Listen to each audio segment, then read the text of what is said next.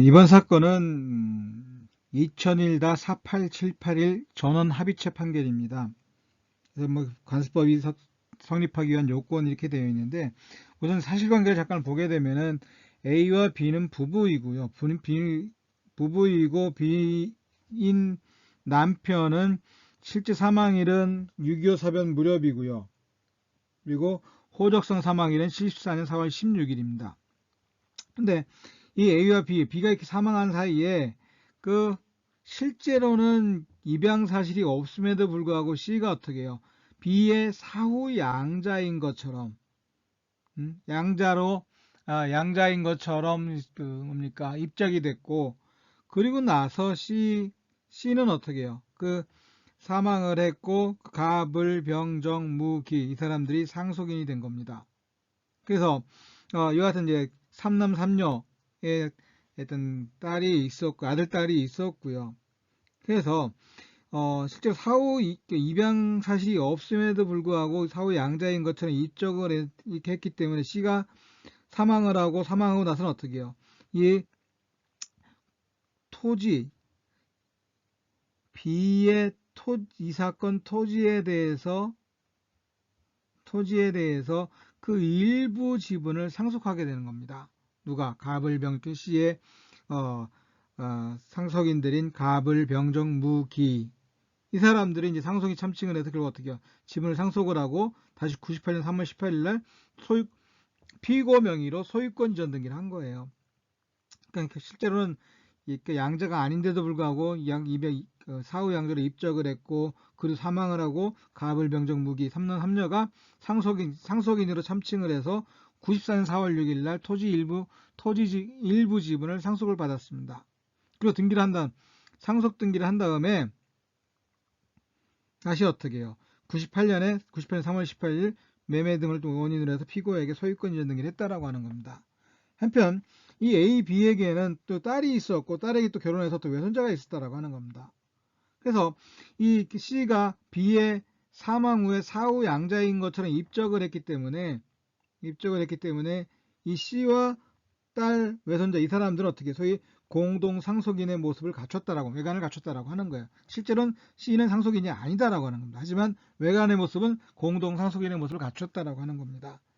그리고 나서는 이처럼 94년 C의 상속인들이 토지 일부 지분을 상속을 받았고 다시 그 지분을 누구에게? 피고에게 양도를 했는데 문제는 이 딸이나 외손자인 원고들이 이 피고를 상대로 요 지분 소유권 이전 등기라고 하는 것은 결국 어떻게 해요?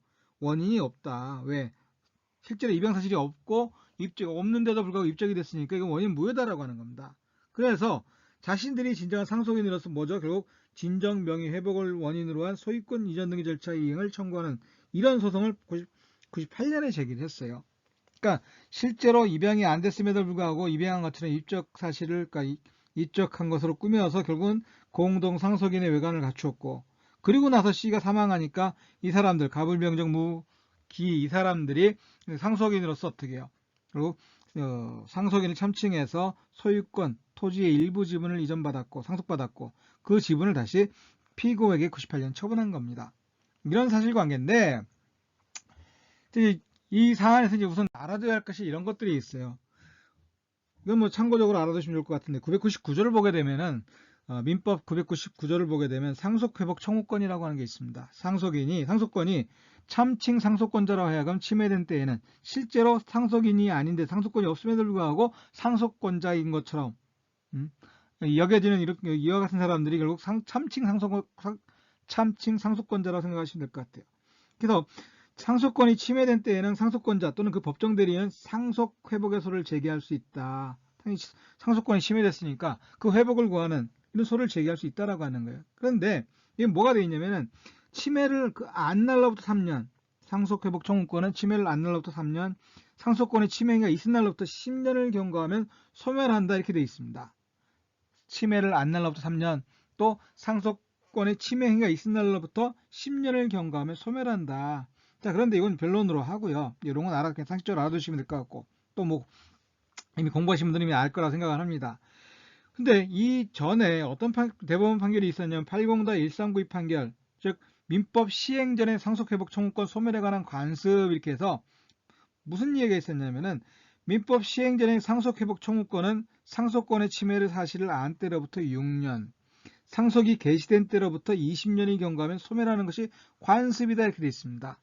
그러니까 현행 민법이 시행되기 전에는 구법에 의한다라고 되어 있습니다. 구법은 결국 그 일제시대 일본이 또 유행했던 일본 의용민법을 얘기를 하는 거죠. 그러면 이 구법에는 뭐라고 되어 있느냐? 상속에 관해서는 관습법에 의한다 이렇게 되어 있었습니다. 상속에 관해서는 그 상속관습법에 의한다. 자, 그러니까 그 민법이 시행되고 나서는 현행 민법이 적용되고 그래서 상속회복 청구권은 이것이 적용이 되겠지만은 민법 시행되기 전에 상속이 이뤄진 경우에는 구법이 적용되고 구법에 따르면 상속에 관해서는 관습법에 따른다. 즉 상속관습법에 따른다라고 하는 거예요. 그런데 대법원이 1981년에 80-139 판결에서 인정한 것이 민법 시행 전에 상속회복 청구권은 상속권의 침해 사실을 안 때로부터 6년, 상속이 개시된 때로부터 20년이 경과하면 소멸하는 것이 관습이다라고 되어 있습니다. 이거 관습이다라고 되어 있고 이 관습이 계속해서 적용돼요. 자, 그럼 여기서 이제 이 사건에서 문제가 되는 게 뭐냐면은 이게 문제가 됩니다. 지금 실제로 사망한 때는 6.25 사형 무렵이니까 어찌됐든 1950년 6월달 그 언저리가 되겠죠. 그리고 호적상 사망일도 74년 4월 16일입니다. 그런데 이 딸과 외손자가 그 씨가 사후양자로 입적된 사실이 없음에도 불구하고 입적이 됐고 따라서 공동상속을 받았다라고 하는 그런 결과가 되는 거죠. 그래서 결국 진정 상속인들의 상속권을 침해하는 이런 결과가 됐고 결국 이런 사람들이 참칭 상속인이 된 겁니다. 그런데 이 원고가 언제 98년 3월 18일 날 무소속 원인 무효를 주장하면서 진정명의 회복을 원인으로 한 소유권 이전 등기 절차 이행을 청구했어요. 사실 요 진정명의 회복을 원인으로 한 소유권 이전 등기 절차 이행 청구 소송이 상속 회복 청구 소송인지는 일단은 법원에서는 어떻게 해요? 인정을 그렇게 봤으니까 우리도 이제 일단 상속 회복 청구 소송으로 보자라고 하는 겁니다. 그런데 문제가 되는 것이 98년은 이미 어떻게 해요? 당사자가 B가 사망하고 나서 실제 사망을 했던 호적상 사망을 했던 모두 20년이 지났다라고 하는 겁니다. 즉, 이 앞에서 뭐라고 했냐면 상속이 개시된 지 20년이 경과하면 소멸한다 그랬습니다. 20년이 경과하면. 그러니까 모두 어떻게 이미 20년이 넘었다라고 하는 거예요. 넘었다. 이게 문제가 되는 겁니다. 그러니까 20년이 지나서 상속회복 청구 소송을 제기했는데 문제는 이미 상속이 호적상이 됐든 실제 사망일이 됐든 모두 사망한 지 20년이 경과했고 즉 상속이 개시된 지 20년이 지났다라고 하는 겁니다. 상속 개시된 지 20년이 지났다. 따라서 이미 상속회복 청구 소송이라고 하더라도 이건 어떻게 해요? 이미 20년이 경과함으로 소멸했다 이렇게 되는 겁니다. 이게 문제가 되는 거죠. 그러면 결국 무슨 얘기냐면 이 사람들이 이 권리를 원인 무효를 주장하면서 진정명의 회복을 원인으로 한 소유권 이전 등기 절차 소송을 제기하는 순간 이미 20년이 경과됐기 때문에 뭐가 됐다는 거예요. 상속 회복 청구권은 소멸했다. 따라서 이와 같은 상속 침해 사실에 대해서 어떻게 더 이상 다툴 수가 없게 됐다. 이렇게 돼버린 겁니다.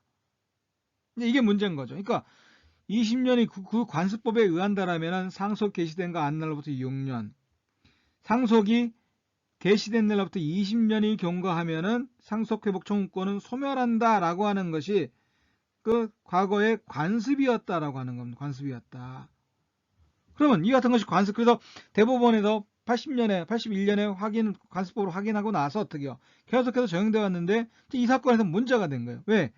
상속 회복 청구를 하자마자 이미 상속이 개시된 지 20년이 경과했기 때문에 상속 회복 청구권은 소멸했다. 따라서 이 청구는 소송은 더 이상 어떻게 해요? 행사할 수가 없다. 소를 제기할 수가 없다라고 하는 거예요. 권리가 소멸했으니까 무조건 각하된다라고 하는 겁니다. 이유 없다 아니면 이유 없다가 되겠죠. 그래서 이런 경우에 과연 이 관습을 적용해서 이 권리를 소멸시켜도 되겠느냐라고 하는 것이 이 사건에서 문제가 된 겁니다. 문제가 된 것이다. 그래서 그럼 물론 또 하나는 이와 관련해 갖고 요 규정이 위헌 판결을 받았습니다. 요 관습법이 요와 관련해 갖고 그 위헌 판결을 받아 상속이 개시된 날로부터 10년이라고 하는 것이 위헌 판결을 받아 갖고 앞에서 잠깐 말씀을 드렸지만은 상속이 개시된 거 안 날로부터 10년 이렇게 그러니까 상속이 그 앞에서 뭐라고 이야기가 됐냐면은 상속회권의 침해가 있은 날로부터 10년을 경과하면 소멸한다. 그러니까 상속이 개시된 날로부터 10년 이렇게 돼버리니까 상속이 개시되고 나서 10년이 지나서 상속권이 침해된 경우 어떻게 할 것이냐라고 이게 문제가 된 겁니다. 그래서 999조 이 조항이 위헌 판결을 받아서 지금은 어떻게 해요? 상속 개시가 아니라 상속권의 침해가 있은 날로부터 10년을 경과하면 소멸한다. 이렇게 바뀌어버린 겁니다. 바뀐 것이다. 자, 그렇다면 여기서까지 이제 문제가 되는 거예요. 또 하나의 문제는 그러면 그 위헌 판결이 있고 나서 이거 어떻게 이 판결의 효력도 어떻게 그 위헌 판결이 있고 나서니까 그 판결이 있고 나서 과거에 소급하지 못하고 이 이후에만 적용될 것이냐라는 것이 또 하나 문제가 됐는데 일단 위헌 판결 문제는 변론으로 하고 여기서 문제가 되는 것은 결국 상속회복 청구권의 소송을 제기를 했더니 이미 20년의 상속이 개시된 날로부터 20년이 지났다. 라고 따라서 상속회복 청구권이 소멸한다라고 하는 관습법이 있다라고 하는 것. 그래서 이 관습법에 따라서 이 상속회복 청구권을 소멸시킬 것이냐 아니냐라고 하는 것이 문제가 되는 겁니다. 그래서 이 대법원에서는 판결을 어떻게 했느냐라면은 그럼 이 사건과 관련해서 대법원은 뭐라고 이야기를 했냐면은 우선 다수 의견, 반대 의견, 뭐 또 보충 의견 이렇게 있지만은 다수 의견만 얘기를 하고 정리를 하고 넘어가겠습니다.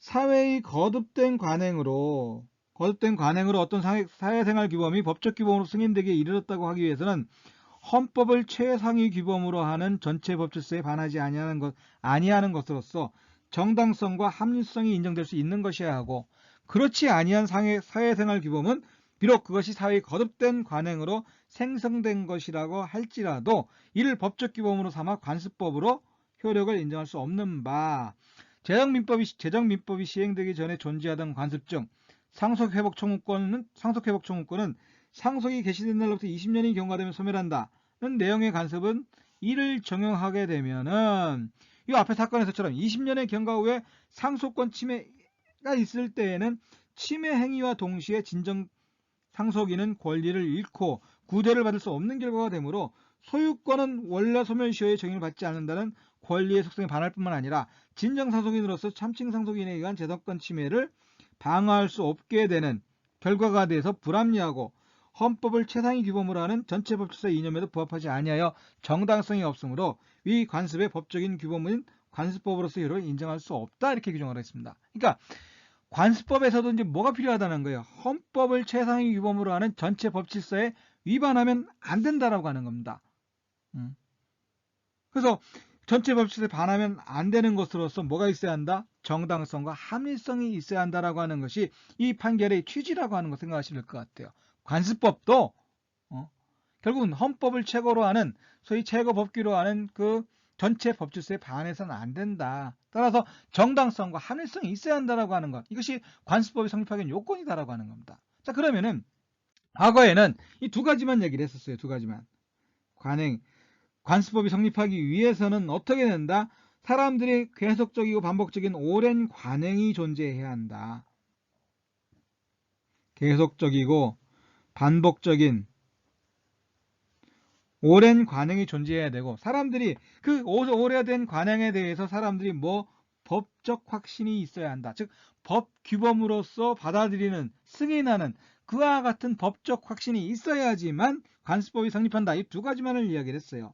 그런데 다시 한번 얘기를 하자면 이제는 어떻게 해요? 관행이 그것만 가지고 안 된다. 어차피 관습법이라고 하는 것도 하나의 이제 전체 법질서 지금 법원에 관한 법원으로서 인정되는 것이고 이 관습법도 결국은 헌법을 최상위법으로 하는 전체 법질서에 위반돼서는 안 된다라고 하는 겁니다.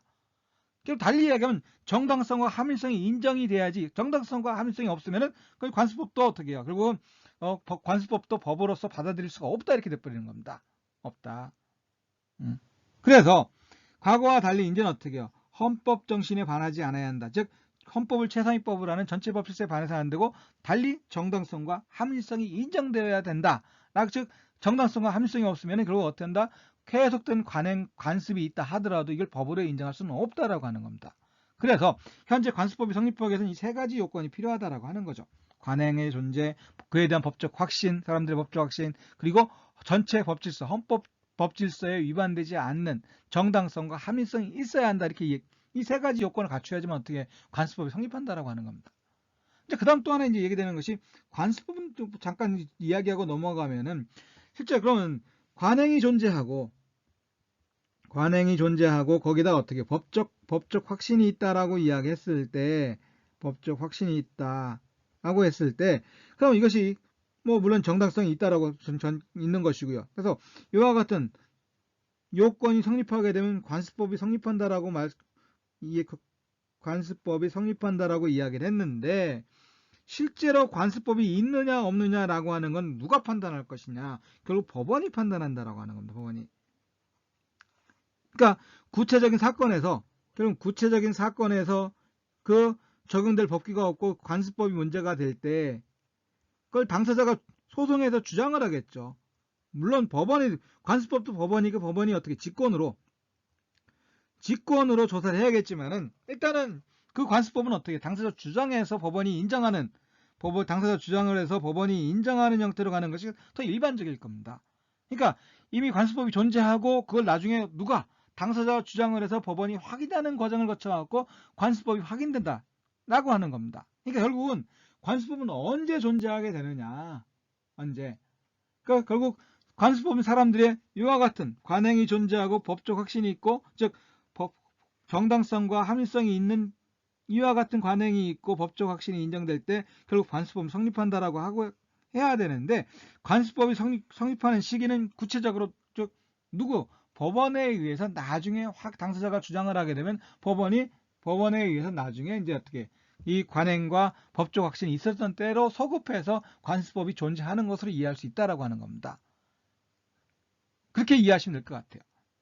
그래서 뭐 이 사건은 뭐 여러 가지 이야기할 수가 있겠지만 기본적으로는 이 관습법의 성립 요건과 관련해 갖고 과거와 달리 관행과 그 관행에 대한 법적 확신이 존재하면 관습법이 성립한다라고 돼 있지만은 거기에 추가돼서 그 관습법도 하나의 법이다라고 법원으로서 전체 법질서에 반해서는 안 된다라고 하는 겁니다. 따라서 헌법을 최고법규로 하는 그 전체 법질서에 반해서는 안 되는 것이고 또 정당성과 합리성이 있어야지만 관습법으로 효력을 인정받을 수 있다라고 하는 것.